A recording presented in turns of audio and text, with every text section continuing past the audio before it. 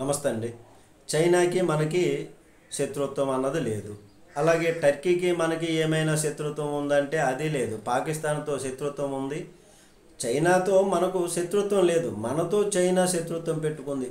మనమైతే పాకిస్తాన్తో కూడా శత్రుత్వం పెట్టుకోలేదు. వాళ్ళే కాలు దూవుతున్నారు. చైనాతో పెట్టుకోలేదు, ఇరాన్తో కూడా శత్రుత్వం మనం పెట్టుకోలేదు. ఇరాను టర్కీ మన బార్డర్ కూడా కాదు. ఏమైనా బార్డర్ తగాదాలు ఉన్నాయా అని అంటే వాళ్ళకి మనకి ఎటువంటి సంబంధాలు కూడా లేవు. శత్రుత్వం కలిగేటటువంటి విధమైనటువంటి పరిస్థితులు కూడా లేవు. కానీ ఇరాను టర్కీలు ఇప్పుడు పాకిస్తాన్కి మద్దతు తెలుపుతున్నాయి.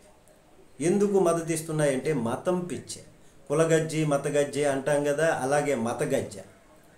అట్లా ద్వారంలో ఈ విధంగా మతం అభిమానం వాళ్ళకి, ఆ అభిమానం ఈ విధంగా వాళ్ళు అన్యాయంగా అక్రమంగా ఉంటున్నారు. ఉగ్రవాద సంస్థ, ఉగ్రవాద ఫ్యాక్టరీ అక్కడ ఉంది, టెర్రరిస్ట్ ఫ్యాక్టరీ అన్నటువంటిది ప్రపంచవ్యాప్తంగా తెలిసినా కానీ వాళ్ళు మొన్న కాశ్మీర్ గొడవ దీనికి కడ్రాయిలు విప్పి మరీ విచక్షణ రహితంగా చెక్ చేసి చంపడం, ఇట్లాంటివి అన్యాయము రాక్షసత్వానికి కూడా వాళ్ళు మద్దతు తెలుపుతున్నారంటే ఇక్కడ నిలువెత్తు సాక్ష్యం ఈ మత అభిమానం అని చెప్పుకోవాలి. పాకిస్తాన్కి మద్దతు ఇస్తున్న ఈ రెండు దేశాలు అలా. ఒకటి పాకిస్తాన్ సున్నీ మత దేశం, ఇరాన్ షియా మత దేశం. మతం ప్రాతిపదికన ఈ రెండు దేశాలు పాక్తో కలిసిపోయాయి. మరి బంగ్లాదేశ్ ఏర్పడమే షియా ముస్లింలు అంతమొందించడానికి వీళ్ళని. కానీ బంగ్లాదేశ్ కూడా పాకిస్తాన్కి మద్దతు ఇస్తుంది.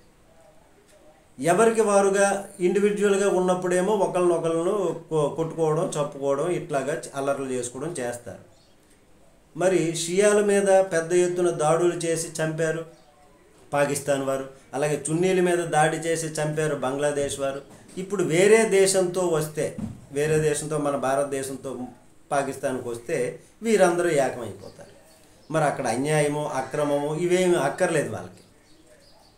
ఇట్లాగా మరి అంతర్జాతీయంగా మతం ఎంత ప్రమాదకారిగా తయారవుతుందో చూస్తున్నాం కదా. నమస్తే.